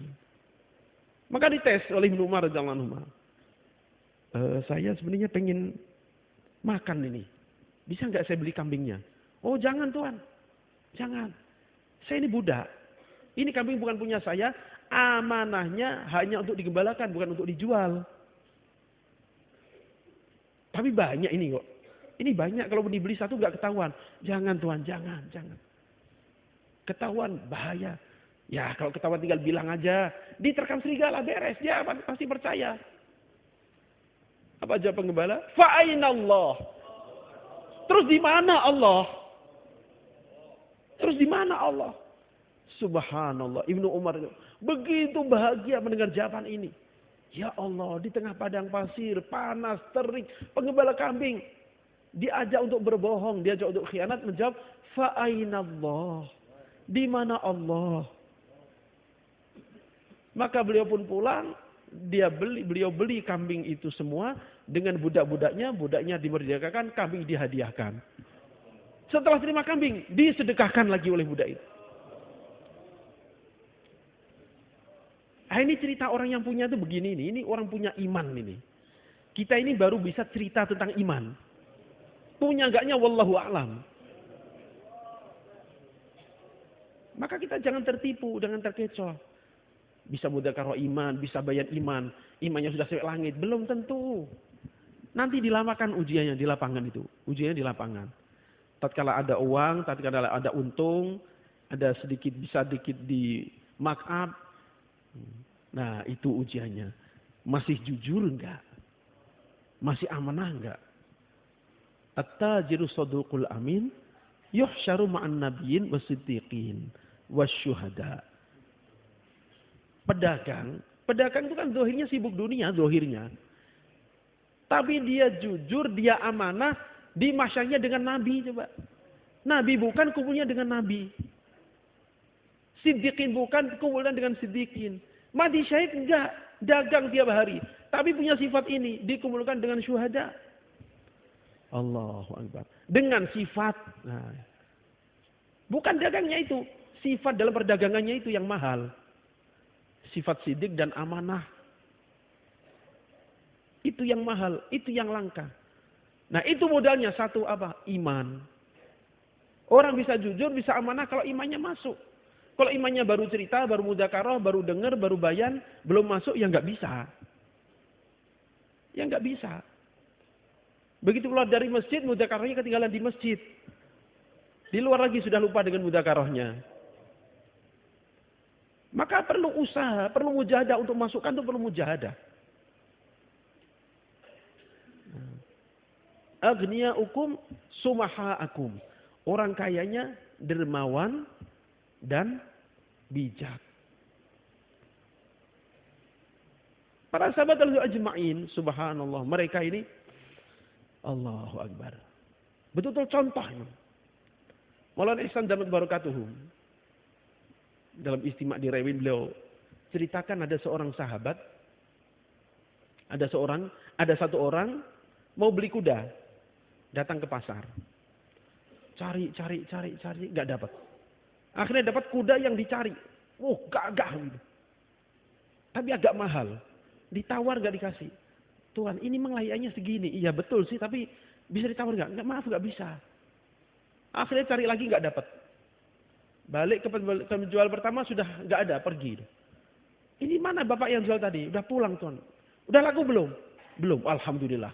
Masih ada harapan. Dikejar sampai di sana karena memang agak jauh, susah. Sampai sana udah sore, udah malam. Nah di Arab itu, zaman itu siapapun ketuk rumah maka mesti diterima, dikasih tempat tidur. Maka beliau pun begitu, ketuk rumah. Untuk numpang tidur, pas buka, alhamdulillah ini yang jualan tadi itu. Ini yang tadi jualan, alhamdulillah. Gak usah capek-capek nyari, pas ketemu ini. Cuman karena udah tradisi, udah menjadi kebiasaan masyarakat zaman itu, bahwa setelah Isya tidak bicara dunia. Ya kan di fadilah amal, ya kan? Di fadilah amal. Kalau di amal ya wallahu a'lam gitu. Kalau di fadilah amalnya sama, di fadilah amal kita juga begitu. Tidak bicara dunia setelah Isya. Nah kalau mereka sudah punya amal. Kalau kita masih di fadilah amal. Semoga amal semua, semoga. Setelah Isya tidak bicara dunia. Maka malam itu beliau nanya pun enggak. Enggak tanya, kudanya? Enggak nanya gitu. Udah, diem aja. Disiapkan tempat tidur. Kemudian gak lama kemudian datang menyiapkan makanan, disiapkan makanan, makan, kenyang. Udah istirahat. Keesokan paginya setelah agak siangan tanya, saya yang kemarin mau beli kuda. Oh iya saya ingat. Saya cari emang nggak ada sebagus itu. Ya udah saya bayar sekian seperti kemarin. Wah bapak terlambat. Loh katanya belum laku. Ya emang belum laku. Tapi udah saya sembelih semalam untuk ngikram bapak.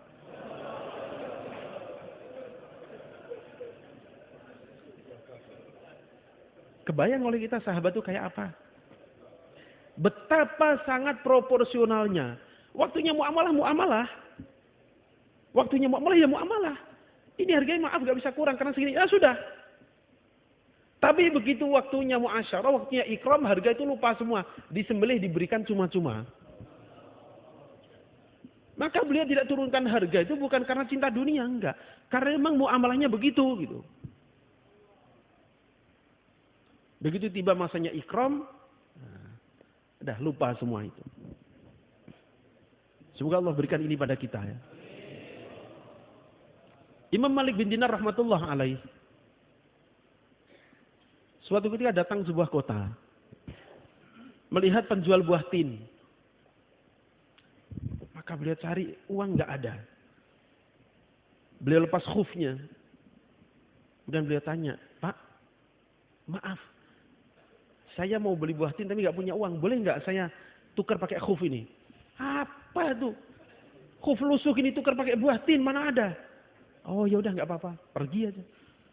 Begitu beliau melangkah pergi ada orang datang ke penjual tadi, Pak. Barusan ada orang, iya itu, nggak benar masa beli buah tin pakai khuf. Bapak tahu nggak itu siapa? Ya mana saya tahu. Itu Imam Malik bin Dinar. Innalillahi rajiun. Wah gemetar dia. Ya Allah itu orangnya. Astagfirullahaladzim. Waduh harus gimana ini? Beliau panggil budaknya. Siapkan buah tin satu keranjang penuh. Kamu kejar orang itu.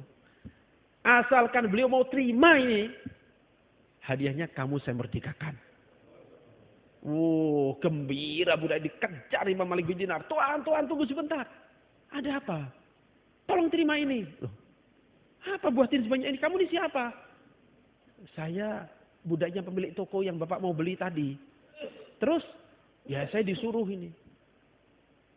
Asal tuan terima, saya dimerdekakan. Tolong terima tuan. Tadi saya beli nggak dapat. Sekarang karena dia tahu saya dianggap sebagai orang lebih dalam agama baru dikasih buah tin. Berarti nilai agama saya sepadan dengan buah tin ini. Kalau saya terima kamu merdeka, tapi saya di akhirat masuk neraka. Maka beliau ucapkan kata-kata, La abi'uddin bitin. Wala akulutin ila yaumiddin. Saya tidak akan jual agama saya dengan buah tin ini. Dan saya nggak akan makan buah tin sampai kiamat. Oh itu ifahnya itu kayak gitu. Bagaimana menjaga kehormatan agama. Maka kita jangan sampai nawar. Ya Syekh, harga sama karkun lah masa nggak ada diskon. Loh masa usaha agama untuk nawar diskon? Astagfirullahaladzim. Gimana ini? Ini sudah dikasih aja ditolak. Karena tahu ngasihnya ini karena tahu kehormatan beliau. Maka kita jaga kehormatan usaha agama ini begitu mulia.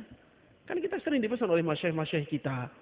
Kalau belanja, bayar dulu baru dakwah supaya nggak didiskon kan gitu. Jangan sampai dakwah kita dibayar hanya dengan uang segitu, hanya dengan makanan gitu, rugi kita. Adzin Allah Subhanahu wa taala. Wa umurukum syura bainakum yang ketiga ini. Dan semua urusan kalian dimusyawarahkan. Maka kalau tiga ini ada mendingan hidup daripada mati memang. Wa umurukum syura bainakum. Nah, cuman musyawarah ini subhanallah. Maulana Ahmad Lat damat barakatuhum pernah bayan tentang musyawarah ini. Beliau katakan syura itu apa? Syura itu ya syura musyawarah. Tapi dalam kalimat lain, dalam arti lain syura ini artinya adalah rumah lebah. Sarang lebah. Maka musyawarah ini seperti lebah sebenarnya. Bagaimana lebah ini tatkala bermusyawarah maka dia taat, dia amanah. Dia taat, dia amanah. Taat. Beliau terangkan bahwa lebah itu ada lebah yang bagian survei dulu. Survei dulu, lihat. Ada bunga, berapa jaraknya, berapa banyaknya, diperlukan lebah berapa yang untuk ngambil saripati bunga itu. Itu ada petugasnya. Dan dia amanah. Dia taat pada tugasnya dan dia amanah. Gak ada di markup itu, gak ada. Oh ini perlu sekian lebah ini. Ini nanti gini, gak ada. Betul-betul taat, amanah. Maka kemudian lebah bagian ngambil. Itu pun sama. Taat dan amanah. Kerjanya ngambil aja. Taat dan amanah. Nah nanti ada bagian processing. Memproses taat dan amanah. Maka bagian-bagian sudah dibagi ini. Mereka semua taat, mereka semua amanah. Bagian buat rumah, kerja buat rumah aja. Buat rumah aja. Beliau ceritakan. Maka kalau Anda melihat sarang lebah, akan ketemu bangkai-bangkai lebah di bawah sarang itu. Itu siapa itu? Itu adalah lebah-lebah yang tidak taat atau lebah-lebah yang berkhianat. Maka ada bagian eksekutor. Kalau ada yang gak amanah, bunuh. Ada yang khianat, bunuh. Lebah ini, tapi lebah ya. Jangan disalah artikan. Gitu. Jadi maksudnya, karena ini ketat sekali amanahnya, ketat sekali ketaatannya, maka hasilnya madu yang begitu nikmat. Begitu berkhasiat. Tapi dengan proses, dengan pengawasan, dengan ketaatan, dengan amanah yang begini luar biasa. Baru muncul itu hasilnya itu. Kata beliau, maka begitu pula usaha agama ini. Kalau dalam musyawarah kita betul-betul taat, betul-betul amanah. Maka hasilnya adalah agama yang akan menjadi obat di mana-mana. Ini bukan Allah Subhanahu wa Ta'ala. Makanya kalau kita lihat, dan kita pun hafal sejak kecil, sifat utama para anbiya, sifat wajib bagi Nabi itu ada berapa? Ada 4. Kita hafal semua. Apa? Sidik, amanah, tabligh, fatonah. Dan itu pula lah semestinya sifat para da'i. Jujur, amanah, mentablighkan dan fatonah, cerdas. Rasulullah SAW 40 tahun dipamerkan sifatnya. Sifat sidiknya, sifat amanahnya dipamerkan oleh Allah Ta'ala. Supaya dilihat ini calon Nabi nanti. 40 tahun tidak ada cacat sekalipun.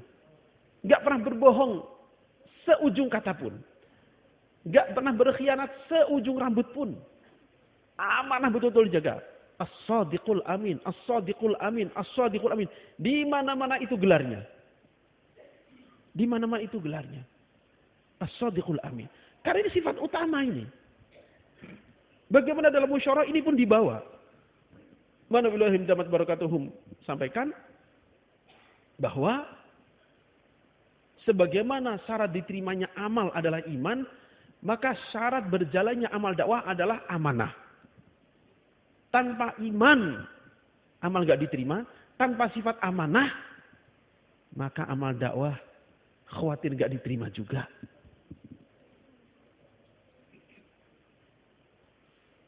Maka musyawarah penting. Dan sifat dalam musyawarah itu tidak kalah pentingnya. Sudah diputuskan, taati. Dalam musyawarah, jaga amanah. Di antara amanah apa? Di antara amanah. Beliau terangkan waktu itu. Misalnya ada takaza. Ada yang layak. Kemudian karena kita ada sedikit perasaan gak enak. Kita anti mengusulkan dia. Kita usulkan orang lain yang kita tahu ini gak layak. Tapi karena teman. Maka itu yang kita usulkan. Ini pengkhianatan. Ini mau duduk musyawarah, mau usul ini.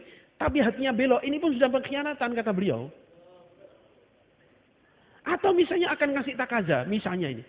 Akan ngasih takaza. Yang layak fulan. Tapi dia lagi ada masalah pribadi. Kemudian dikasihkan ke fulan. Ini pun khianat juga namanya. Ini pun khianat juga.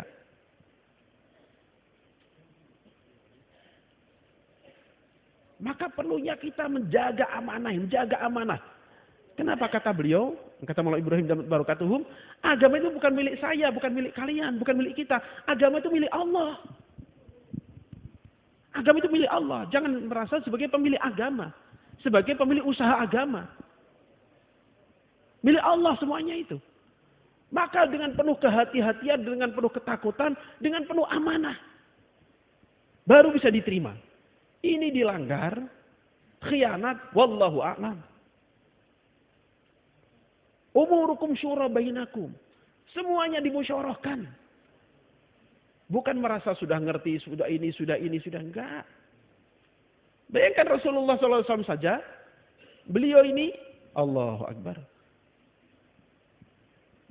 Semuanya. Wa ma yantiqu 'anil hawa in huwa illa wahyu yuha. Enggak pernah bicara dengan hawa nafsu, enggak pernah. Tapi masih diberitakan wasyawirhum fil amri. Musyawarahkan dalam perkara-perkara. Musyawarahkan. Maka dalam dakwah ini bukan asal baik, bukan. Dimusyawarahkan enggak. Loh itu kan baik. Loh, bukan masalah baik, dimusyawarahkan enggak itu masalahnya. Enggak dimusyawarahkan jangan. Enggak dimusyawarahkan jangan. Pernah kami menyertai Maulana Ismail dan masyayikh-masyayikh lain dalam safar di Indonesia. Diutus jamaah-jamaah untuk khusus ke masjid-masjid untuk buat amal di sana. Maka satu jamaah datang. Dari mana kamu? Saya sebenarnya diputus ke Masjid Anu dengan teman Bangladesh. Nah terus?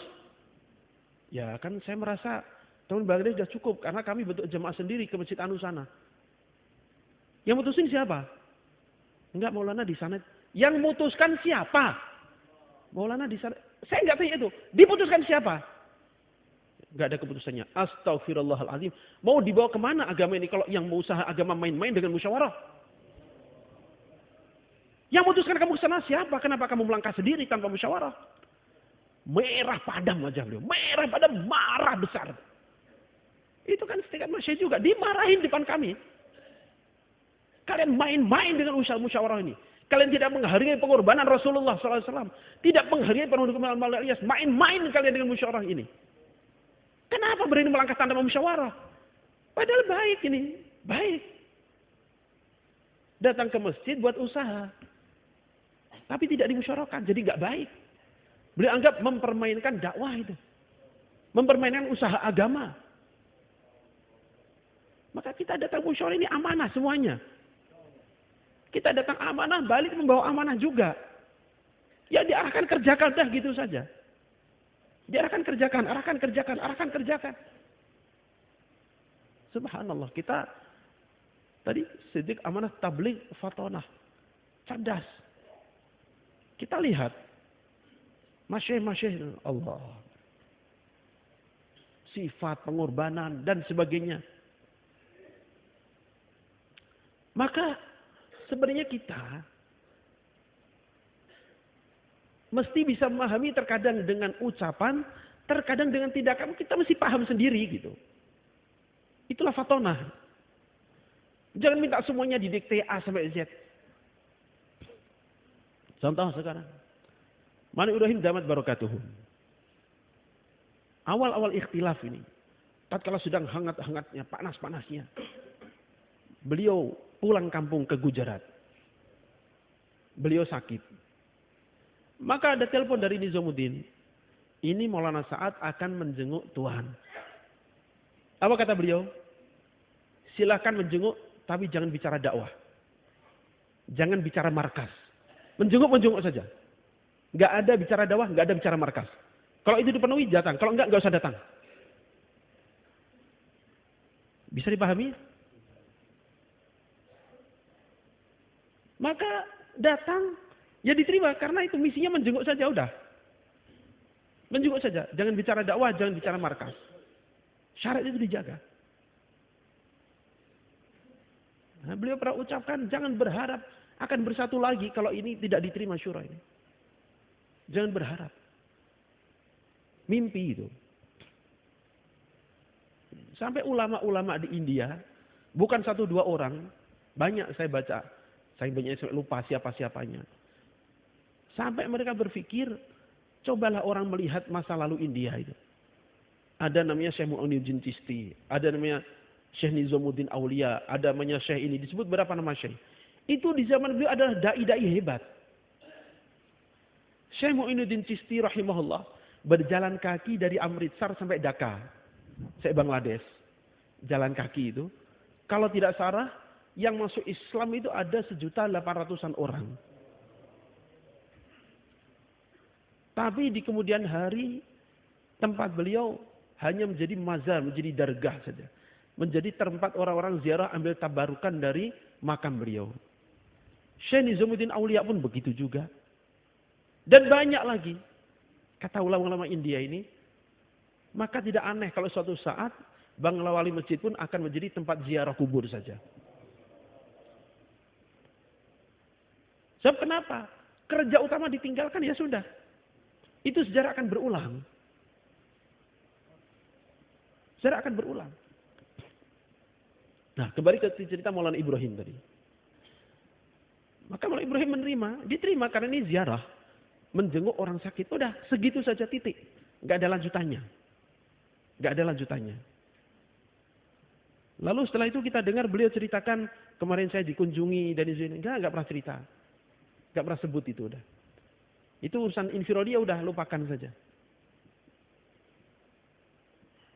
Hanya kemudian murid beliau minta izin dulu pada beliau. Sudah diantisipasi ini.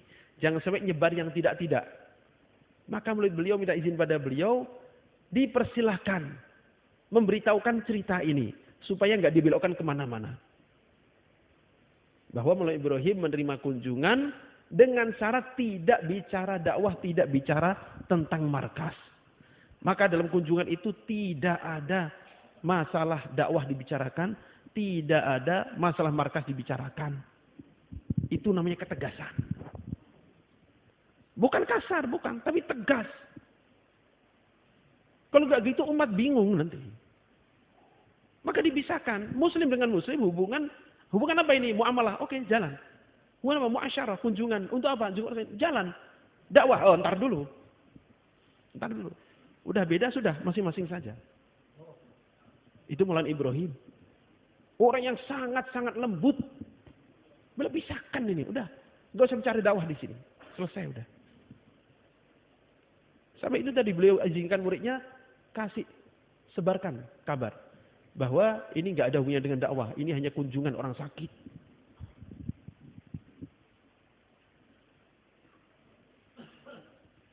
(2017) waktu syura-syura kita semuanya ke sana, itu sebenarnya ada kejadian yang penting. Jadi 3 orang dari Pakistan, 3 orang dari Bangladesh, 3 orang dari India perwakilan syura, 3 orang dari India perwakilan Nizamuddin berkumpul 12 orang ini. Musyawarah ini supaya selesai gimana? Pindah lagi, musyawarah lagi. Kesimpulannya 3. Pertama, kita kembalikan kerja dengan cara lama. Sepakat sudah. Kedua, kerja dibimbing, diarahkan oleh syura seperti yang sudah biasanya. Sepakat. Ketiga, kami minta izin pada Haji Abdul Wahab Sab. Untuk mengundang Maulana Sa'ad supaya menerima keputusan ini. Maka datang ke kamar Haji Abdul Wahab Sab. Datang ke sana, subhanallah. Itu semuanya itu masyayikh besar, orang-orang lama, biasa bayar di panggung berjam-jam.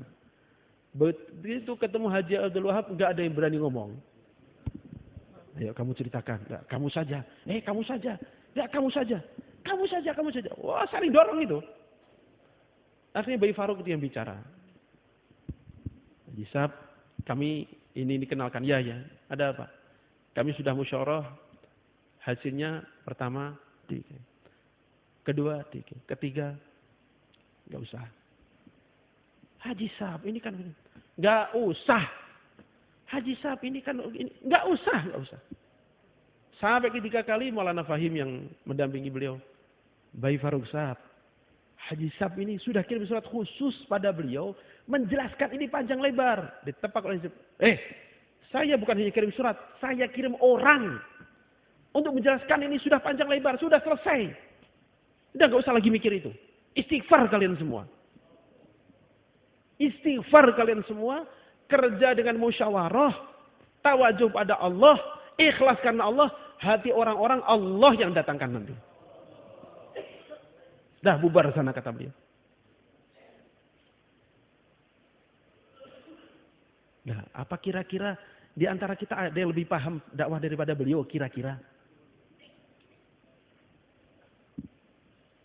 Udah, maka kita lempeng aja, lurus aja udah. Lurus, ini arahan-arahan lama, kita jalani. Ini arahan-arahan lama, kita jalani. Bapak-bapak kita yang tahun 90-an kenal dakwah sudah pernah merasakan bagaimana nikmatnya dengan arahan-arahan lama itu. Subhanallah, simple, sederhana, Masya Allah. Saya yakin masih kebanyakan masih ingat. Zaman dulu, Masya Allah. Itu mudzakarah 6 sifat itu begitu sederhana. Nggak ada diatur-atur dengan kalimat ini dihafal. Nggak ada kan begitu.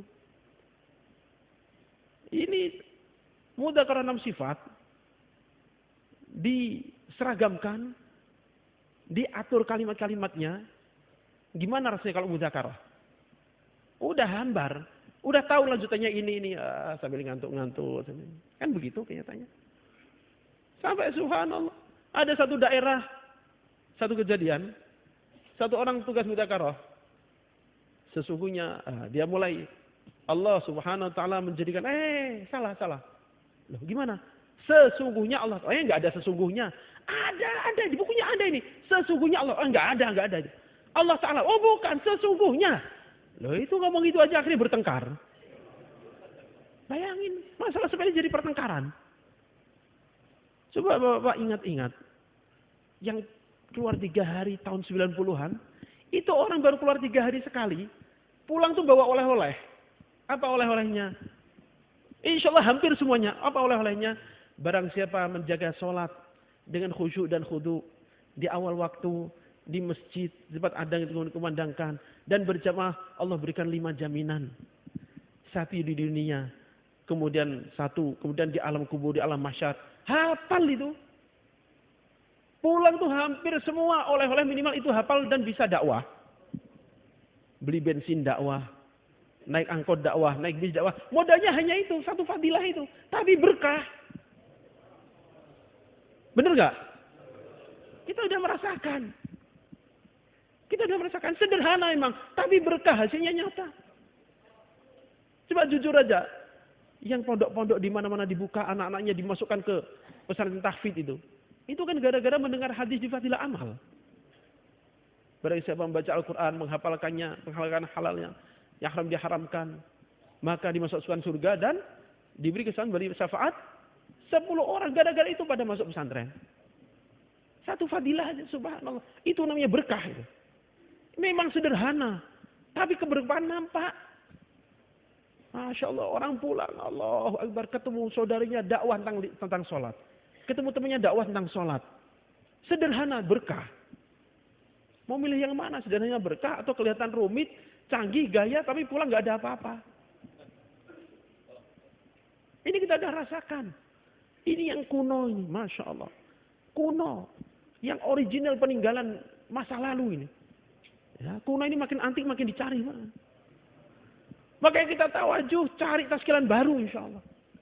Cari tazkiran baru, bawa dakwah dengan cara yang dulu pernah kita rasakan. Dakwah cara lama, cara kuno dulu. Hanya ya karena bergulirnya masa banyak yang kelupaan.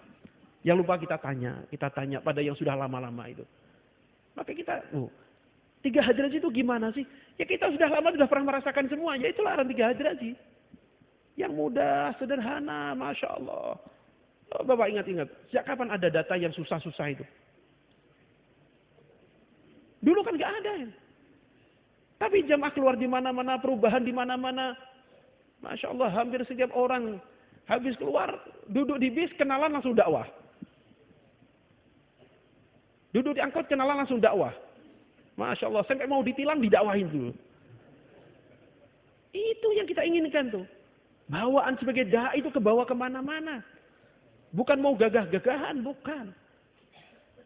Nah, bagaimana itu kita kembalikan lagi? Kita kembalikan lagi.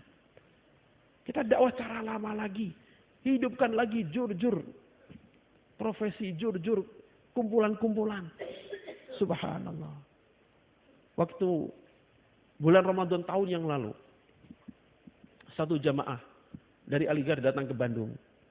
Beliau cerita. Kalian kan baru 2-3 tahun ini merasakan. Kami sudah 13 tahun karena memang dekat meninggalkan jur pelajar. Jadi sudah satu generasi hilang kami.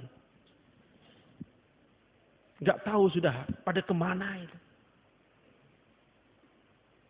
Nah kemarin kami adakan lagi jur pelajar itu. Maka sebelum bayar dibacakan buku Fadilah Sedekah. Itu subhanallah seorang dosen itu gak tahan air mata terus mengalir. Kata beliau, ini buku apa kok bagus begini?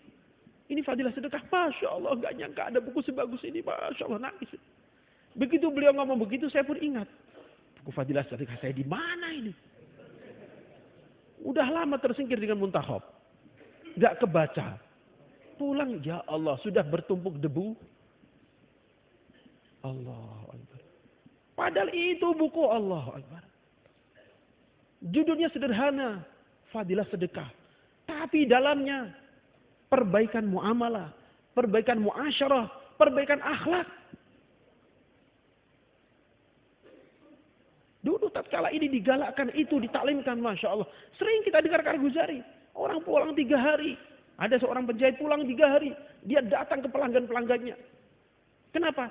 Takut kalau kelebihan kain yang kemarin dipakai kena hisab. Berkah dari mana ini? Taklim Fadilah Sedekah. Seperti itu hasilnya. Itu yang kita cari. Maka kita galakkan lagi cara lama ini. Kita hidupkan. Udah, kita jalan aja. Ini yang sudah jelas kita udah rasakan. Sudah nyata hasilnya. Dan tetap maksud kita adalah diri kita berjaya di akhirat. Insya Allah ya. Itu target kita. Kita bukan mau banyak-banyakan orang. Bukan. Bukan. Kita dulu sering dikasih mudzakarah. Apa itu? Asas dakwah apa itu dulu. Asas dakwah itu. Kalau nggak salah itu. Asas dakwah. Senyap-senyap tidak propaganda. Kan ada begitu ya? Senyap-senyap tidak propaganda. Dengan gerak, bukan dengan tulisan. Loh, masih udah ingat. Terus apa lagi waktu itu? Dengan diri, bukan dengan harta tuh kan. Betapa indahnya itu diulang lagi itu. Terus akar, bukan ranting. Amar ma'ruf, bukan nahi mungkar. Itu kita subhanallah, dulu itu kita pegang, indahnya luar biasa. Indah, subhanallah, indah. Sering diibaratkan kita dakwah kita dulu itu seperti rayap, jangan seperti asap. Seperti rayap, gak kelihatan. Maka dulu kita, Masya Allah, jangankan kita ceritakan, mau dimasukkan koran aja gak mau kita. Mau difoto aja gak mau, jangan kita seperti rayap. Gak kelihatan, tahu-tahu ada hasilnya. Seperti rayap begitu. Pintu kelihatan utuh, gak tahu di layar udah keropos. Dakwah itu seperti rayap, jangan seperti asap. Kelihatan gede, ceritakan luar biasa, kena angin hilang. Maka kita dakwah yang ori. Dakwah yang asli, yang peninggalan kuno, kita kembali ke yang kuno. Kita tinggalkan propaganda-propaganda itu. Nggak perlu kita ceritakan, alhamdulillah yang hadir sekian. Enggak. Itu propaganda, kita tinggalkan itu. Kita bukan cari itu. Bukan nyari pujian, oh subhanallah yang hadir banyak. Enggak. Cukup Allah yang melihat. Kita gerak, diam, tahu-tahu ada hasilnya. Tahu-tahu ada hasilnya. Muncul hafidz Quran, muncul pedagang-pedagang yang jujur, muncul orang-orang yang berkualitas, muncul dai-dai yang menjadi contoh, muncul orang-orang yang mati syahid masuk surga. Itu yang kita cari akhirat. Kita cari akhirat. Kita ingin bertemu Allah. Dalam keadaan Allah ridha pada kita, itu yang kita cari. Disebut orang, dihargai orang, dipuji orang, apa artinya? Apa artinya? Kita kembali ke cara lama. Lihat cara lama. Subhanallah, banyak orang mau keluar. Tolong, saya mau keluar, tapi jangan suruh bayan ya. Kan begitu zaman dulu. Saya keluar, tapi syaratnya satu, jangan bayan. Subhanallah, itu cara lama itu begitu. Bukan malah nggak dikasih bayan, malah ngambek. Udah saya nggak musyawarah, apa? Nggak pernah tugasin bayan. Oh, itu model baru kalau begitu. Model lama nggak begitu. Model lama nggak begitu. Model lama itu justru takut suruh bayan. Karena akan ditanya di akhirat semua nanti. Apa maksud kamu bayan itu apa?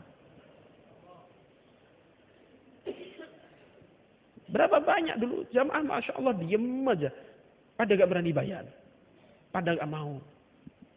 Itu jamaah-jamaah lama begitu ceritanya. Maka kita kembali ke cara lama. Insya Allah ya. Targetnya apa? Masuk surga. Di akhiratnya masuk surga. Di barisan siapa? Sahabat. Di barisan siapa? Sahabat. Itu jawaban Maulana Yusuf rahimahullah. Maulana, ini orang masuk orang Islam mati dengan kalimat thayyibah, iman sebesar zarah, pasti ke surga juga. Untuk apa dibawa susah payah begini? Cita-cita saya bukan sekedar masuk surga, tapi di surganya, masuk surganya di barisan sahabat. Itu yang kita cari. Nggak usah mampir ke neraka, jangan. Yang langsung cash ke surga. Memang betul kalau mampir ke neraka akhirnya ke surga pun bahagia memang. Tapi nggak enak kalau mampir ke neraka dulu tuh nggak enak. Nggak enak. Rasulullah SAW ceritakan, andaikan penghuni neraka diambil taruh di depan kita di majelis ini, dia tarik nafas, lalu dia hembuskan, dengan hembusan nafasnya orang satu majelis terbakar hangus. Itu bukan nerakanya, itu penghuni neraka nafasnya kayak gitu. Maka kita jangan kepikiran, gampang lah, kan asli enggak. Kita usaha bagaimana ittaqun nar, takutlah pada neraka. Memang betul orang akhir masuk surga, akhir keluar dari neraka pun tetap 10 kali lipat dunia memang. Ulama ceritakan orang yang akhir-akhir keluar dari neraka, begitu disuruh masuk dalam surga.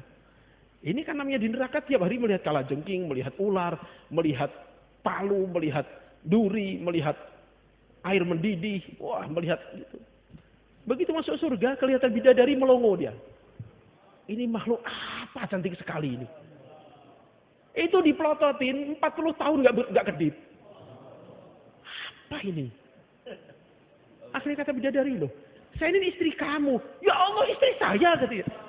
Lari dipeluk, dicium, itu 70 tahun lamanya. Hanya untuk meluk, untuk nyium aja 70 tahun itu. Ini ahli surga yang terakhir masuk. Dikasih istri kayak gitu cantiknya. Apalagi yang awal-awal kayak apa itu. Kayak apa yang awal-awal itu. Masya Allah. Itu ulama sampaikan, Rasulullah sampaikan, andaikan ada bidadari turun, orang mati diajak ngomong tuh hidup lagi. Hidup lagi itu saking senangnya lihat cantiknya bidadari. Allahu Akbar. Dan itu ada bidadari-bidadari yang oleh Allah Ta'ala sudah disiapkan sejak surga diciptakan dulu. Sejak surga diciptakan itu sudah diciptakan bidadari itu. Dan tiap hari di make up. Tiap hari di make up. Jangan bayangkan make upnya ahli dunia. Orang di make up 2 hari malah bingung apa ini. Bedak 1 botol ditumpahkan semua hand body. Wah, malah jadi kayak boneka. Oh, itu make upnya ahli surga yang make up ini tiap hari dipermak gitu. Digosok. Subhanallah. Ka'annahunna baydum maknun. Itu begitu licin, begitu beningnya kulitnya. Itu seperti kalau kita buka telur, di dalam cangkangnya ada kulit tipis, halus. Nah, kayak gitu kulitnya. Beningnya kayak gitu, kurang lebihnya lembutnya kayak gitu itu bidadari itu. Itu dihias, di make up dari sejak diciptakan sampai sekarang, sampai nanti nggak tahu kapan. Nggak tahu kapan. Digosok. Disiapkan. Bagi yang mau. Yang nggak mau, yang nggak apa-apa. Sampai ada satu orang ahli surga. Ada seorang ahli surga. Dia ambil buah. Namanya di sana ambil buah itu kan makin lama makin manis. Makin nikmat. Makanya nggak ada bosannya. Dimakan nikmat. Nikmat. Lebih nikmat, lebih nikmat, lebih nikmat, lebih nikmat. Pas ngambil buah dibuka, ada ulatnya loh. Kok ini ada ulatnya ini? Diperhatiin aja. Ulatnya makin gede-gede, tahu-tahu jadi bidadari. Itu kulitnya jadi bajunya, buahnya dimakan berdua. Allahu Akbar. Masa kayak gitu nggak mau? Yang siap berangkat, Pak? Silakan yang siap berangkat keluar, silakan, Pak. Masya Allah. Mari silakan teman-teman. Bukan hanya ngacung, sekarang berdiri insya Allah. Siapa yang mau berdiri insya Allah.